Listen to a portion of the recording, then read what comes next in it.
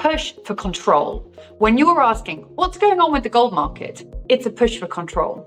We're witnessing historic moves, unprecedented shifts in physical settlements, and a dramatic spike in gold leasing rates. There is a lot going on. Since December, the gold market has seen an extraordinary shift. Thousands of tons of physical gold have been relocated from London to New York, marking one of the largest reallocations in recent history.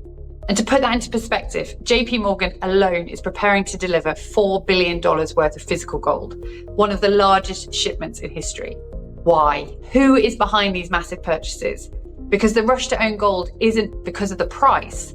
The rush to own gold against a backdrop of tariffs, warmongering, and major government upheaval is actually because to have gold is to have some control.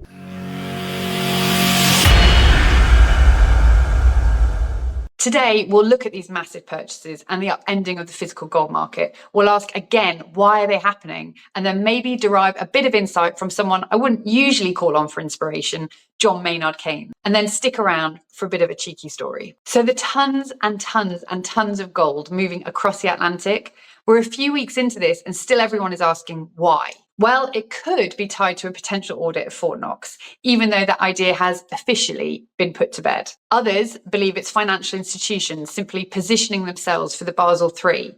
And of course, there's the looming $9 trillion US government debt refinancing this year, which could be prompting some hedging strategies. Some others, they might point to Trump-era tariffs or even arbitrage opportunities with the SG's physical settlement program. The possibilities are vast, but the underlying message is clear: something big is happening. And ultimately, it's all about the same thing: control. Now, there is a lot of noise right now about whether or not the US government is secretly repatriating gold, all to refill the empty coffers in Fort Knox and beyond, all to get some control over its balance sheet. Now, that may be the case, but perhaps we need to just take a step back and ask, well, where's the proof? Some claim Washington is gearing up for a financial reset, pulling gold back into those government vaults, all to monetize the balance sheet. Now, it sounds dramatic, even for a Trump administration, but let's break it down logically. If the US were really repatriating gold, three things would need to happen. First up, they'd have to pay for it. And let's be honest, the US is just drowning in debt,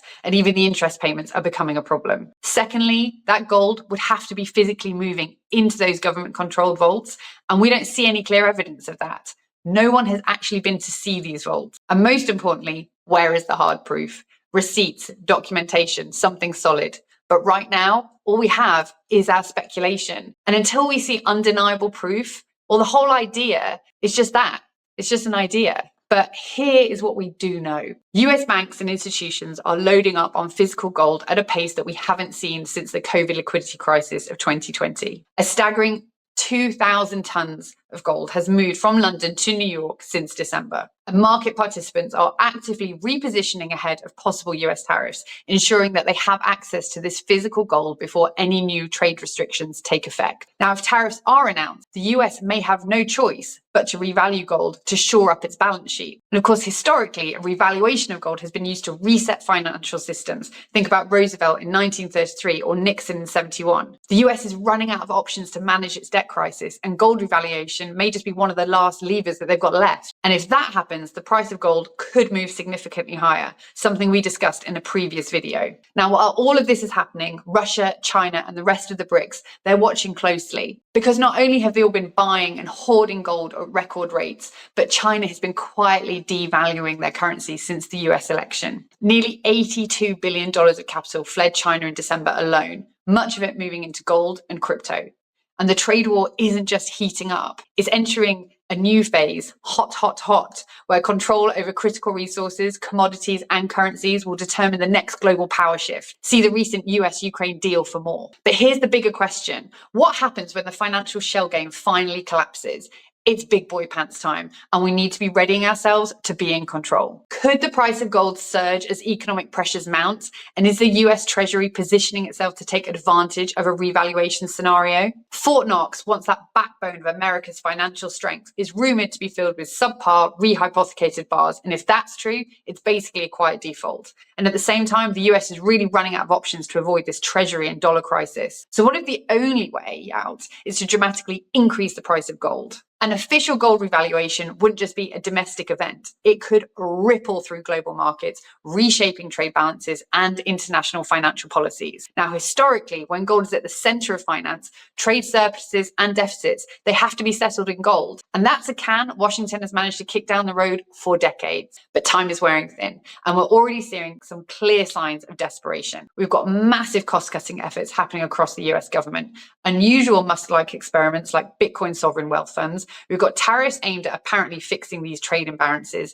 and a major scramble for those rare yet very necessary earth minerals in Ukraine. And of course, those attempts to make lower quality US tech even more competitive. And let's not forget, the political clock is already ticking because there are elections coming in 2026. So the current administration has 2 years to push its agenda before that power could shift. That urgency isn't just financial, it's political. And meanwhile, Washington is playing hardball, even hinting at scaling back NATO commitments to push Europe into buying yet more US debt. Some say this is a panic, but it's more like a high-stakes poker game with enormous consequences. And while all of this is unfolding, Russia and China are watching closely. They see the cracks in the Western financial system and they are positioning themselves for what comes next. The US is vulnerable and they're getting hungry to make a move. So the real question is, how much longer can Washington keep up this act? And when the financial system finally breaks, what will the price of gold look like in a world where trust in fiat currencies has evaporated? I'd say it'll be looking pretty healthy,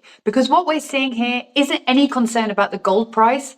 No one is buying gold at these levels because they think the price is climbing. They're doing it because they want control. You have gold, you have control, and everyone wants control. Gold, it's not just a metal, is it? It's a story, a promise, a symbol.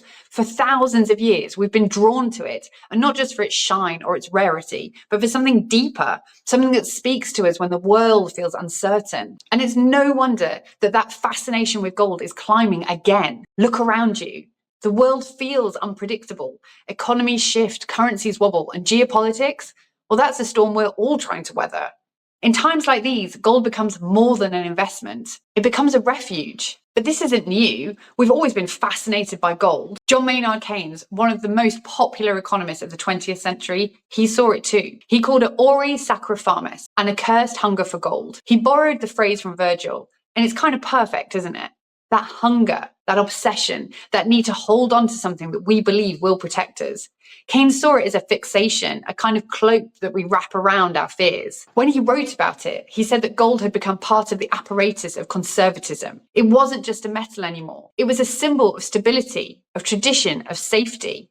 Now, he saw this as a bad thing, and he even wondered if our obsession with gold was a kind of Freudian fixation, a psychological need to cling on to something solid in a world that feels anything but. And here's the thing, Keynes, for all of his dismissiveness about gold, well, he wasn't completely wrong, was he? Gold has always been more than just a commodity. It's been a measure of power, a test of morality, even a source of obsession. Think of King Midas, who turned everything he touched to gold and lost what mattered most. Or of the stories of treasure hunters, or of dragons hoarding gold in their caves. These aren't just tales of greed. They're about what gold represents, permanence in a world that's constantly changing. For Keynes, gold was political. It was shaped by the shifting tides of power, by the rise and the fall of empires. In his time, he watched as monetary dominance shifted from Europe to the United States, and he knew that gold wasn't just about economics.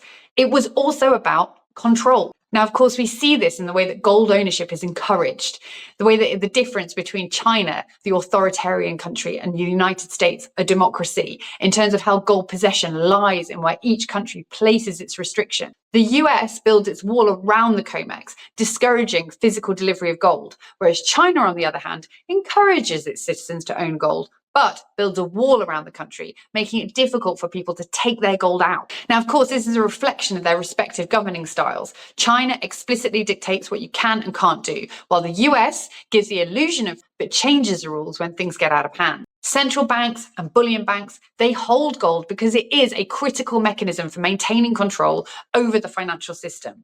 The current fractional reserve system, like the London gold pool of the 60s, it's showing signs of collapse. And that's the thing. If gold represents control, then it's no surprise that governments are hoarding again. They know its power. But shouldn't we want the same power in our hands? Owning gold isn't just about security, it's about independence. It's about having something tangible, something no one else can manipulate in a world where so much feels out of our control. And that's why we keep coming back to it. Gold doesn't change, it doesn't rust, it doesn't fade, and it doesn't depend on anyone's promises. It's the same today as it was 5,000 years ago. And when everything feels like it's just shifting beneath our feet, that kind of permanence is priceless. So no, we don't buy gold just to make a return. We buy it because it makes us feel safe, because it reminds us that even in the most uncertain times, there's something solid that we can hold on to. Keynes, he might have called it an obsession, but maybe it's more than that. Maybe it's a kind of wisdom, a recognition that in a world full of uncertainty, gold is one of the few things that doesn't let us down. And finally, here's just a bit of cheeky fun for you. Right now, there is a trial going on here in the UK, and it is all to do with a solid gold toilet. Sorry, a stolen solid gold toilet. The 18-carat toilet, titled America and created by artist Maurizio Catalan, weighed 98 kilos and was part of an art exhibition. Back in September 2019, thieves stole this solid gold toilet from Blenheim Palace, also the birthplace of Winston Churchill. And what did they do with it? They broke it down into pieces, sold off by a Hatton Gardens jeweller in London, never to be seen again. Or maybe it has been seen again by those in New York who are currently taking delivery of gold from London. What do you think? Hit subscribe, let us know in the comments below, and let's keep the conversation going.